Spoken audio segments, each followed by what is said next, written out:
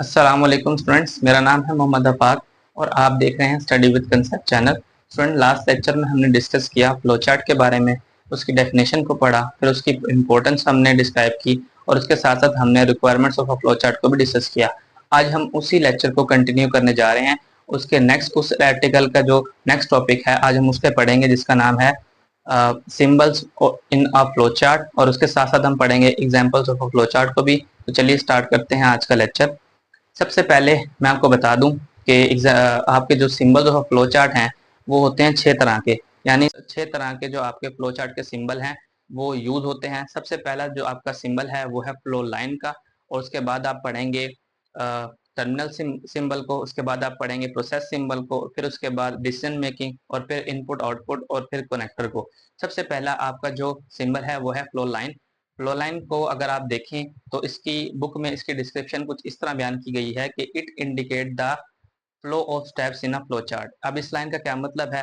इस लाइन का मतलब ये है कि ये आपकी जो फ्लो लाइन है फ्लो चार्ट के अंदर स्टेप्स को इंडिकेट करती है। स्टेप्स को इंडिकेट किस तरह करती है, आइए इसकी एक एग्जांपल से देख लेते हैं। अगर आप इस प्रोग्राम को देखें तो इसके अंदर आपको फ्लो लाइन इस जगह पर नजर आ रही होंगी। तो ये फ्लो लाइन जो है आपकी स्टेप्स को इंडिकेट करवा रही है कि इस स्टेप के बाद ये वाला स्टेप है और इस स्टेप के बाद ये वाला स्टेप है। फ्लो ऑफ लाइन का फ्लो चार्ट के अंदर सिर्फ यही काम होता है। इसके बाद अगला सिंबल देखते हैं, वो है टर्मिनल सिंबल। टर्मिनल सिंबल की डिस्क्रिप्शन उसने कुछ इस तरह लिखी है कि it indicate the start and end of a flow chart. यानी कि ये एक ऐसा सिंबल है जो फ्लो चार्ट के अंदर फ्लो चार्ट को स्टार्ट करवाने और उसको एंड करवाने के लिए इस्तेमाल होता है। इसके अलावा इस सिंबल का फ्लो चार्ट के अंदर और कोई काम नहीं है। ये एक स्पेसिफिक सिंबल है जो स्टार्ट और एंड प्रोग्राम को करने के लिए इस्तेमाल होता है। इसके बाद वाला सिंबल आप देखें तो वो है आपका प्रोसेस सिंबल। प्रोसेस सिंबल के अंदर प्रोसेसिंग करते हैं। प्रोसेसिंग किस तरह के, जो आपको इनपुट दी होती है यूजर की तरफ से, आप उस इनपुट को यूज करते हुए जो चीज आपको चाहिए होती है वो आप फाइंड कर लेते हैं। जैसे इस प्रोग्राम के अंदर हमें एसिलेशन फाइंड करना था, इनपुट हमें मास एंड फोर्स दी हुई थी, हमने फार्मूला लगा के उस एसिलेशन को फाइंड कर लिया और फिर उसी की वैल्यू जो है इसमें स्टोर करवा दी। अगर नेक्स्ट सिंबल है आपका डिसीजन मेकिंग का, ये एक डायमंड सिंबल है और ये आपका जो फ्लो चार्ट का है सबसे अहम आप इसे कह सकते हैं सिंबल है। इसके अंदर आप क्या करते हैं, इसके अंदर आप डिसीजन मेकिंग करते हैं। डिसीजन मेकिंग का मतलब क्या है कि आपको स्टार्ट में कोई कंडीशन दी जाती है, उस कंडीशन में दो बातें होती हैं, या तो वो ट्रू हो सकती है या वो फॉल्स हो सकती है, या वो यस हो सकती है या वो नो हो सकती है। इसी चीज को जो है फाइंड करने के लिए, इस चीज को मेंशन करने के लिए आप डिसीजन जो है फंक्शन इस्तेमाल करते हैं, डिसीजन मेकिंग का सिंबल यूज करते हैं फ्लो चार्ट के अंदर।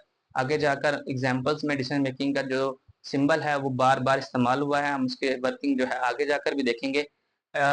इन एग्जांपल्स में जो मैंने आपके सामने बोर्ड पर लिखी हैं इनमें डिसीजन मेकिंग इस्तेमाल नहीं हो रही, क्योंकि यहाँ पे हमने कोई किसी तरह की कोई कंडीशन फाइंड नहीं कर रहे। तो ये डिसीजन मेकिंग का जो सिंबल है आपका, ये आपको ये बताता है कि आपकी कंडीशन ट्रू है या फॉल्स है, यस और नो है। इसके बाद अगला आप इसका अगर सिंबल देखें तो वो है input output symbol. Input output symbol जैसे नाम से जाहिर हो रहा है कि ये फ्लो चार्ट के अंदर एज अ यूजर से इनपुट लेने और उस इनपुट को आउटपुट में डिस्प्ले करवाने के लिए इस्तेमाल होता है। ये फ्लो चार्ट में आप देखें तो इनपुट आपका जो इस प्रोग्राम के अंदर इनपुट जो आप है आपका स्टार्ट के बाद एग्जाम्पल के अंदर उसने यूजर से इनपुट ली है। वो इनपुट क्या है? Mass and force. उसके बाद उस इनपुट को प्रोसेस के जरिए से जो है हल करते हुए उसने उसकी आउटपुट निकाली है एक्सेलरेशन। तो यहाँ पर आप देखें ये इनपुट के तौर पर भी इस्तेमाल हो रहा है और ये आउटपुट के तौर पर भी इस्तेमाल हो रहा है, यानी ये इसका डुअल पर्पज है। ये इनपुट के लिए और आउटपुट के लिए इस्तेमाल होता है, इसके अलावा इसका और कोई काम नहीं है। उसके बाद अगर आप सिंबल देखें वो आपको नजर आ रहा होगा कनेक्टर सिंबल। कनेक्टर सिंबल का बेसिकली फ्लो चार्ट के अंदर किसी तरह का कोई काम नहीं है। अगर आप इसकी डिस्क्रिप्शन देखें बुक के अंदर तो वो ये लिखी हुई है कि it connects the two flow charts on different pages. यानी कनेक्टर का काम ये है कि मिसाल के तौर पर अगर आपने एक पेज पर कोई फ्लो चार्ट लिखा है, वो फ्लो चार्ट आपका उस पेज पर मुकम्मल नहीं आ रहा और आप चाहते हैं कि आप उसे नेक्स्ट पेज पर ले जाएं, तो फिर आपको उस फ्लो चार्ट के एंड में इस तरह कनेक्टर लगाना होगा। कनेक्टर लगाने के बाद आप उसे दूसरे पेज पर लिख सकते हैं। तो कनेक्टर का काम आपका यही होता है, इसके अलावा इसका और कोई काम नहीं है। चलिए मूव करते हैं नेक्स्ट आर्टिकल की तरफ, जो है examples of a flow chart. आपकी बुक ने 12 एग्जांपल्स जो हैं इस चैप्टर के अंदर मेंशन की हैं, जिसमें से मैंने अभी फर्स्ट 3 को जो है ना यहाँ पर लिखा है और मैं आपको बताता हूँ ये एग्जांपल किस तरह उसने सोल्व की है। पहली एग्जांपल देखें तो वो आपको शो कर रहा होगा to convert Celsius to Fahrenheit temperature, यानी कि आपने इस एग्जांपल में और आपको सेल्सियस में टेम्परेचर दिया गया है और आपने उसको फॉरेनहाइट में तब्दील करना है। सबसे पहले वही मैंने आपको बताया था टर्मिनल सिंबल। टर्मिनल सिंबल किस लिए इस्तेमाल होता है? फ्लो चार्ट को स्टार्ट करने के लिए। तो सबसे पहले हमने फ्लो चार्ट को है स्टार्ट किया, उसके बाद इनपुट ली, इनपुट सिंबल लगाया। इनपुट के अंदर हमने सेल्सियस लिया क्योंकि उसने हमें सेल्सियस में वैल्यू दी हुई है। जो चीज हमें दी गई होती है वो एज एन इनपुट होती है हमारी, उस इनपुट को ही यूज करते हुए जो चीज हमें चाहिए होती है हम वो निकालते हैं। तो इनपुट में मैंने सबसे पहले सेल्सियस लिया।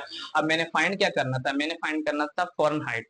फॉरेनहाइट के अंदर हमने टेम्परेचर फाइंड करना था। तो फॉरेनहाइट का फार्मूला मैंने लगाया Celsius into multiply by 9 divide by 5 plus 32। जब मैंने फॉरेनहाइट का फार्मूला लगाया तो सेल्सियस में मेरे पास कोई ना कोई तो वैल्यू होगी क्योंकि एज एन इनपुट है। जब वो हमें कोई इनपुट देगा तो जाहिर सी बात है उसकी कोई ना कोई वैल्यू भी होगी। उस वैल्यू को मैं 9 से मल्टीप्लाई करूंगा, फिर से 5 से डिवाइड करवाऊंगा और उसमें 32 जो है वो ऐड करवा दूंगा तो मेरे पास फॉरेनहाइट की वैल्यू आ जाएगी। जब मेरे पास उसकी वैल्यू आ जाएगी तो जो उसने पूछा था वो काम मुकम्मल हुआ, to convert Celsius to Fahrenheit temperature. अब मैं इसका प्रिंट निकलवा लूंगा आउटपुट सिंबल लगाकर। उसके बाद आपका जो प्रोग्राम है वो एंड हो जाएगा। चलिए देखते हैं नेक्स्ट एग्जांपल।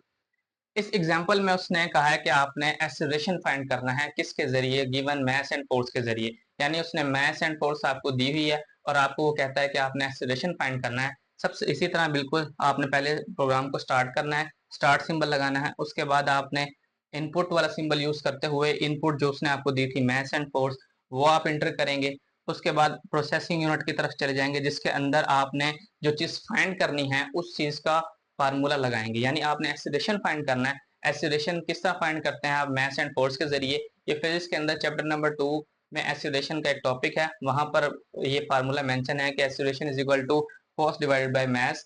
तो आपने बिल्कुल एज इट इज इसको प्रोसेसिंग यूनिट में लिखा, force into divide by mass. आपके पास एक्सीलरेशन की वैल्यू आ जाएगी। उस वैल्यू को आप जो है आउटपुट सिंबल के थ्रू जो है प्रिंट करवा लेंगे और आपका प्रोग्राम जो है वो एंड हो जाएगा।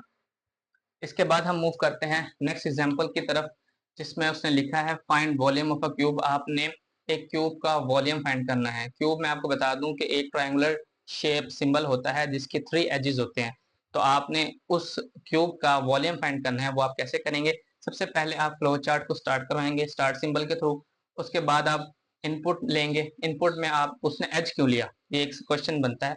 देखें उसने जो आपको चीज का मतलब उसने जो आपको फाइंड करने को कहा है वो वॉल्यूम फाइंड करने को कहा है। वॉल्यूम किसका? क्यूब का। और क्यूब का मैंने आपको बताया क्यूब के 3 एजेस होते हैं। अगर आप उस एक एज को एज एन इनपुट ले लें, ठीक है, और उसके बाद आप वॉल्यूम का फार्मूला लगाएं तो वॉल्यूम का फार्मूला आप देखेंगे तो वो बराबर होता है edge into edge into edge. मतलब कि जो 3 कॉर्नर्स के एजेस हैं उनको आपस में अगर आप मल्टीप्लाई करवा देंगे तो आपके पास वॉल्यूम आ जाएगा। तो इस तरह आपने जो है उस क्यूब का वॉल्यूम फाइंड कर लिया। वॉल्यूम फाइंड करने के बाद आपने उसको प्रिंट निकलवा लिया और इस तरह आपका प्रोग्राम जो है वो एंड हो गया। उम्मीद करता हूँ आपको आज का लेक्चर समझ आया होगा। मिलते हैं अगले लेक्चर में, तब तक अल्लाह हाफिज।